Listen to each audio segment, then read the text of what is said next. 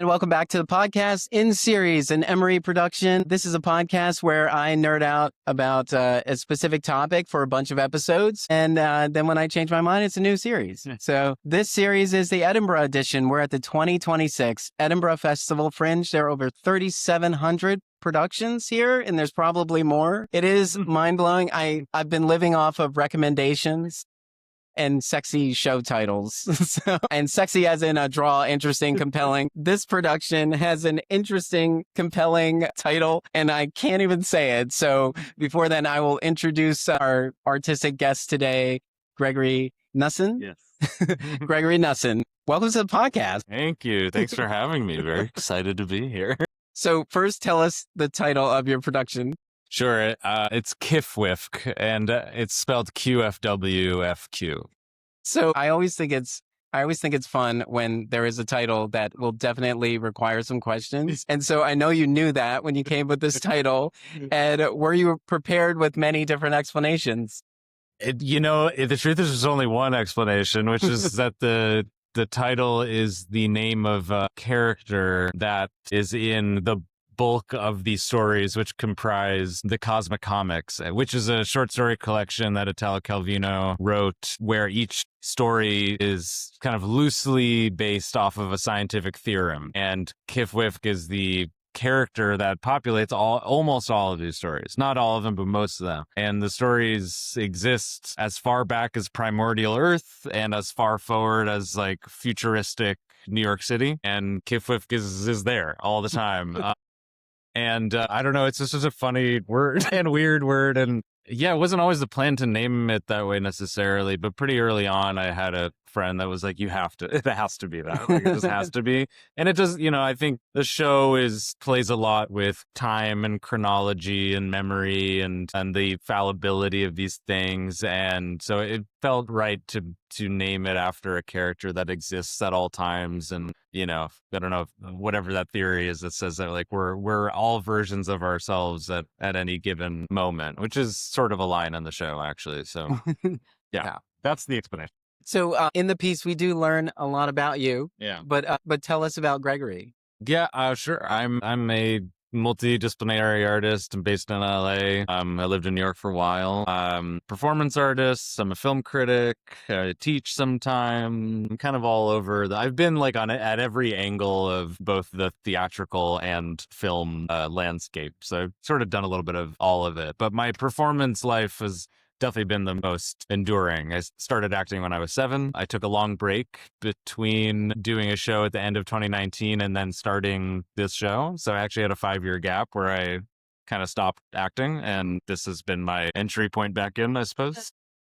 So a lot of things happen in the last 7 years. Yeah. Yeah. What was your headspace in that time that led to the creation of this piece? Well, the like sort of basic idea for the show existed in my brain for a really long time. I first read the book, which is the kind of loose base structure or source material for the show. I first read it in 2014, and it was just this thing that was rattling around in my brain for a really long time. And yeah, in early part of 2024, I was kind of inert in life. My wife, who also directed the show, suggested that I do this finally. It's like enough time's passed. I think you've done enough research. I think it's marinated enough. It's time to finally put something on its feet. And so that moment kind of came at the same time that in a post October 7th world, just a lot of upheaval in my life and in the world. So both geopolitically and socially and domestically, there was just like, oh my God, so much change all at once. And it felt like what was happening to me thematically was in line with what the book is doing. It felt like a natural marriage. So it's kind of nice because for years I tortured myself about the fact that I wasn't doing the show. And now that I have done it, it does sort of feel like I had to wait. Like this moment in time had to happen in order for me to do the show in the right way. Yeah.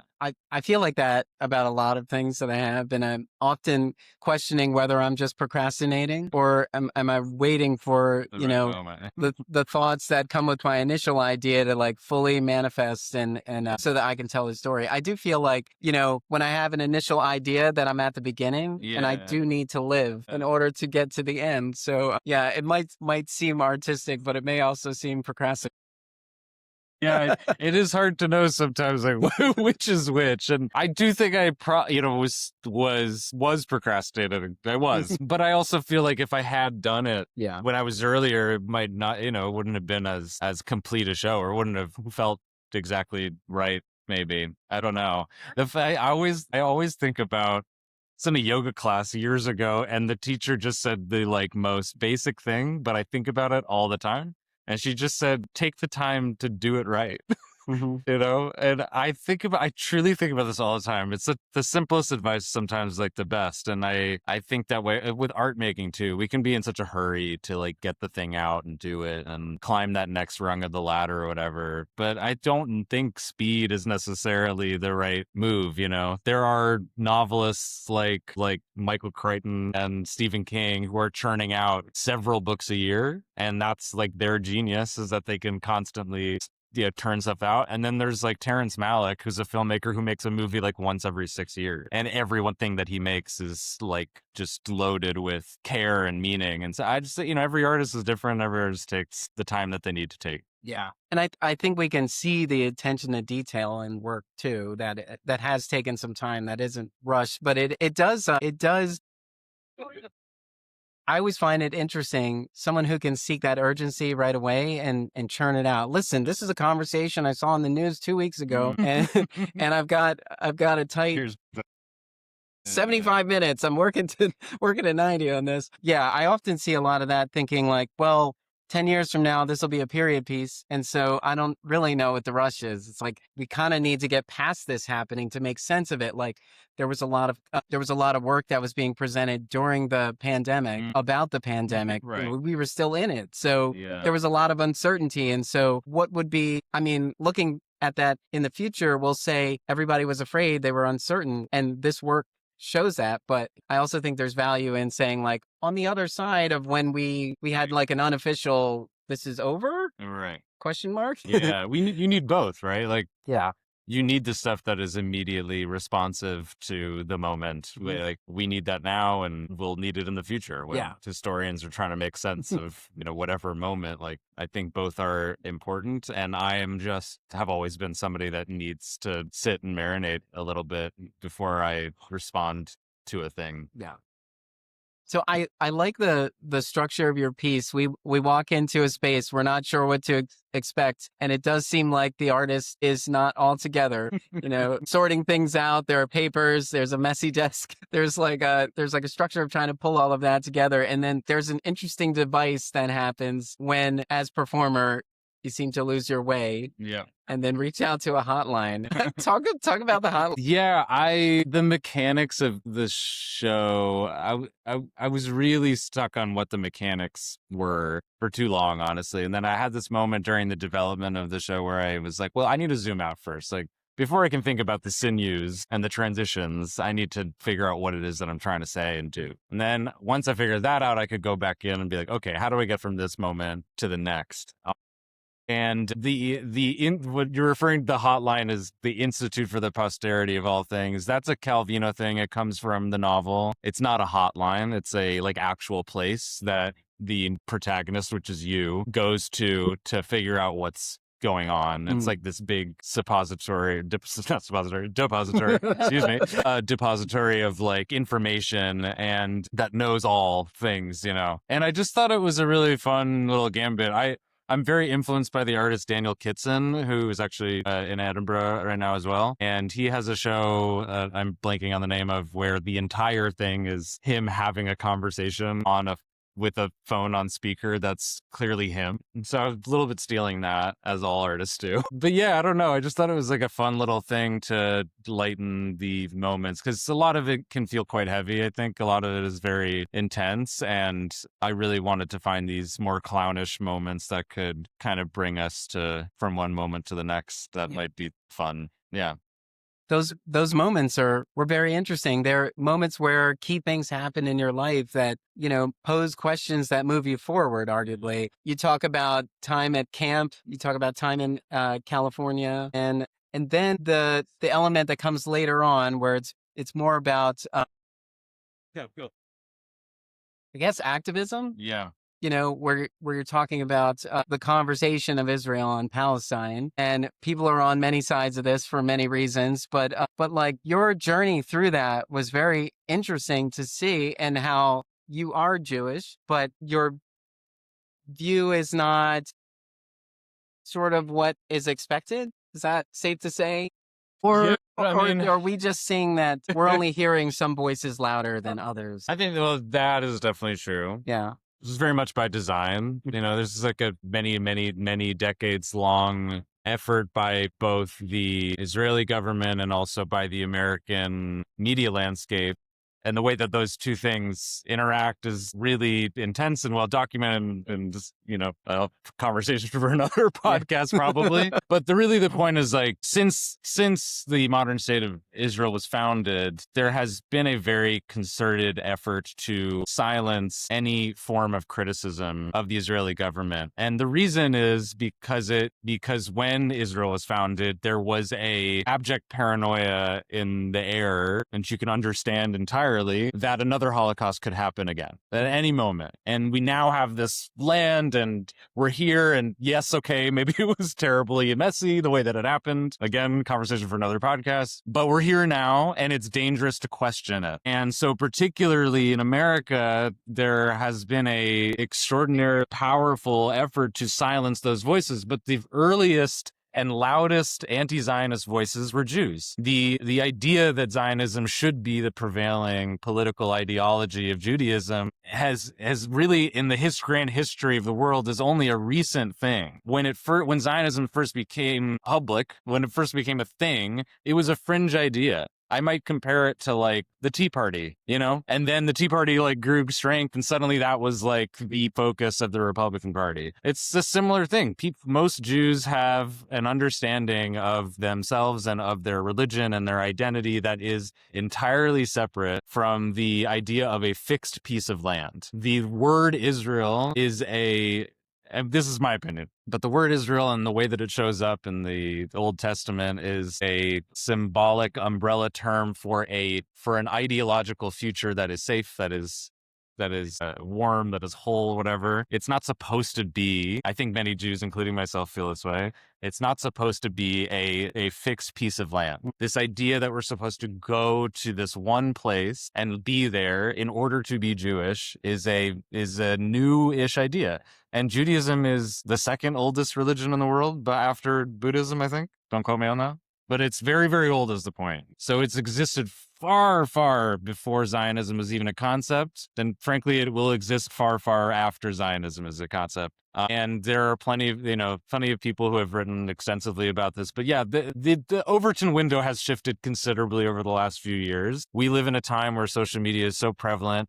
It was very easy, especially in like the 70s, 80s, and 90s, for the Israeli government to be like, we're a benevolent country. Everything is cool. Everything's fine. Don't criticize us. You don't know what you're talking about. Now we have Instagram, and you open up Instagram and you see images of dead children and completely decimated cities everywhere and villages. It's like, it's very hard to deny what your eyes can see. And so the numbers have shown, especially recently, that most Jews no longer support the Israeli government. Maybe they have opinions about what Zionism means that's in flux, but the most important number is that most Jews do not support the government of Israel anymore, and that number is only going to keep growing and growing and growing. And I, thank God. It's interesting that point of view, which is an old point of view, that like, don't believe what your eyes are seeing, as if the technology doesn't make it clear. We got it on film. Yeah, it's all on film. That film is a fake.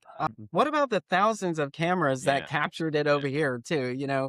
This isn't just breaking news for one outlet. Yeah. Like everybody. And, say what we want about the media, they do go through a rigorous process of trying to validate what they're going to go on air about. Yeah. And they at least have reputable sources where they no. We got this. We got this greenlit. We didn't just Yeah. bring it up, but it's just crazy because the question is like, who are you fooling? Who are you still fooling? Yeah. Like, it does feel like society doesn't have to be too close to this issue to understand that something is wrong here. And what I usually walk into a situation with is saying the world is gray. We're kind of sitting in the middle trying to figure out if we can chip away from one side to make this a little bit more equitable, more equal. Yeah. And it's not like, oh, you wronged us all together, so we're just going to wrong you until we overcorrect. We'll find a balance when we're done. Yeah. And you do make a point in there. You say something to the effect of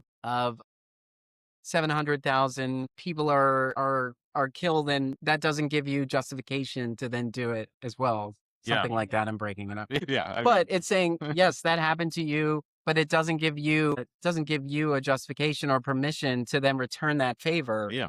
And I think it's hard for people to say, but I was hurt. I mean, you can think about this in the most selfish ways to say, like, I was hurt and someone else needs to feel this hurt. Yeah. Even though we know we're not going to be better on the other side of it. Right. We have to be better together. Yeah. And that's, and that cycle of pain is a recurring theme throughout history. And I used to have a line in the show that I took out because I just felt like I didn't have to underline it, that the Germans were hurting a lot after World War I. Their economy was decimated. It was a broken country. And one of the many reasons why Hitler was able to consolidate power so fast. People were hungry. They didn't have jobs. Unemployment was extremely high. And like so often happens, the leader of this particular country found a scapegoat. And that scapegoat was the Jews. So the Germans were in pain. They inflicted that pain onto a minority population that had nothing to do with their pain, but it was an easy, quick scapegoat. And then, Holocaust happens, et cetera, and is inflicting their own pain onto another population that had nothing to do with what happened in the Holocaust. It's been said before, but it's like, it's not the Palestinians' fault that the IDF wears a Jewish star on their uniform. And before all of this, there were many, many Jews that lived in Palestine that lived in total peace and harmony alongside Muslims. It's not a religious question. It is not a race question. It is a colonial question. And but this happens, and it's not particular to Israel. The question I think that everybody has to ask, and in any country, is like, why do we feel the need to bring the hammer down at all? Why is that our number one go-to response whenever something bad happens? I think the thing that I say in the show is that it's tragic that anybody uses the death of their own people as a justification for whatever I even say. I'm literally blowing up my own line, but you know what I'm saying? Like, I just think that's like a particular nasty thing. It's like, oh, my brother died. Now I'm going to go kill that person. I don't know. That's a very obviously simplistic way of talking about it, but it is interesting because in art forms, there is a conversation that is in support of that. I was thinking about Ragtime, for example. The audience is kind of with House Walker. I can't help you. Yeah. I saw it when I was a child. Yes. It's basically like, this happened to me, I'm going to kill everybody until I get justice. And in a way, it's the way the art is kind of presented to us that we choose a side unconsciously, but we do have to step out of the art to then think about it as a whole. So in that moment, we are like, yeah, I totally understand this. But you get out into the rest of the world and you're like, but that's not right. Yeah. It's like, we're only doing this here to understand that pain. Yeah. But the creators of that piece hope by the end you don't walk out of here saying like, that's what I'm going to do. Yeah. Exactly. Right. What has been some of the response from this production? Like, I know you did it in 2025, but here at Edinburgh, this international festival, what has been some of the response that you've received here? It's been really heartwarming and great. It's there's a lot in the show. It's the Gaza protests of it all is in reality is a kind of a small section of a show that is also about trans identity and religious identity and sexual identity and how to make art, like the impossibility of making art. So what I really love about this is that I have shows where people of all different walks of life can respond to it. And some person might come up to me and be like, hey, I really responded. I'm also estranged from my brother and it's really painful. And I like saw myself in that. Or somebody else might be like, I'm non-binary as well. And like, I felt so much of that too. And what's been really interesting is that I've had a number of Israelis see this show. The copy on the website does not mention Gaza. Mhm. Very purposefully. It does mention that I'm Jewish, and it does mention that I'm queer. And so I've had like a number of Israeli Jewish queer folks come up to me who are really thankful that I'm speaking about this. And that's been so heartwarming, as I've kind of just assumed that there will be this moment where I have somebody who's really upset by it. And to be candid, I just got an email from somebody who saw the show who really responded to it and was actually very complimentary, and then also sent me a number of paragraphs about why I'm wrong. But that is a rare, I mean, literally the first time that has happened. The only other time somebody complained about it was from somebody who hadn't even seen the show, just kind of heard about it when at the Hollywood Fringe, and like sent me an email and was like, this is irresponsible. And I was like, you haven't seen the show, come see it, you know? But it's been very heartwarming. This broke my heart, but there was like this older couple that saw the show, and they told my wife afterwards that that there's 2 people in their lives who have died by suicide. So they were responding to a lot of that portion, you know. And I've artists who have just been like, oh my God, it's been so hard for me to make anything. Like it was so nice to see something that like earnestly talks about like the struggle of just making something. So I don't know. It's been really great. I truly can't complain. Like we've gotten great press. It's been selling really well. We had to add shows. Like, yeah, it's been great. Well, that's great that it's resonating, that people are finding their way into it. There are a lot of moments to really find yourself in it. It's like, oh, the coming of age bit at camp, you know, these moments, you're like, okay, I've had moments like that. Or, you know, really just coming to terms with who you are in your own body, like knowing that you're not feeling completely yourself, but society is telling you something that, giving you an idea of what you're supposed to be. You don't agree with that. You don't feel, you've never felt that. And, you know, can you speak to a moment where you really, in your life, where you really felt like, I think I am very much the person I'm meant to be? Like, can you pinpoint that moment? I know that we're all still becoming, you know, as Michelle Obama likes to say. Sure. But was there a moment where you're like, I think this is the path that I need to pursue?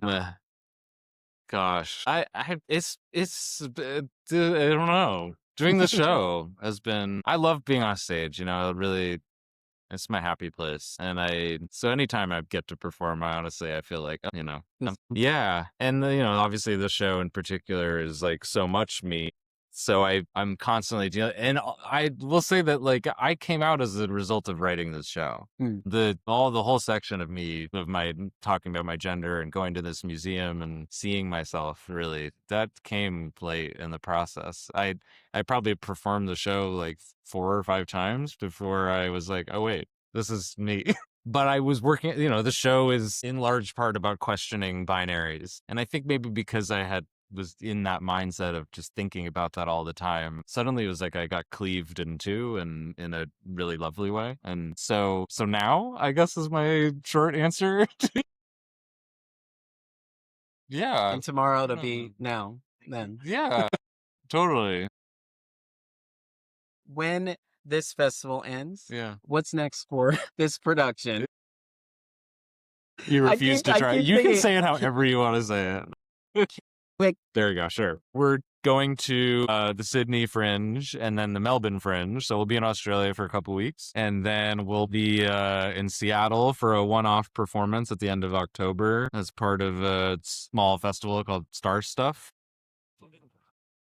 And then I don't know. I really would love to do this in New York at some point. And honestly, like any theater that wants to have me, I'd be glad to do it. I want to keep doing it until I feel like it's not, you know, feeling good to do anymore, really. And then I have a loose idea for a new show, but I haven't started on that. Can you talk about this bookstore tour? Yeah, sure. I mean, I literally was just like, oh, what's so easy? I'm not like, content creation is not my thing, really. I don't, you know, marketing is a difficult process for me. I just thought it's a literary show. It's got a lot of literary influence to it. Maybe it would be fun for me to go to different bookstores. And to my absolute astonishment, people are following me. I don't know. I mean, I've opened up Instagram and I'm getting like 20 to 30 new followers a day, which for me is a lot, and not from the show. I mean, I'm getting some new followers from the show, but it really is like a lot of people that I think just want to watch me go to different bookstores. Edinburgh's a very literary city. It's really cool. There's so many amazing independent bookstores here.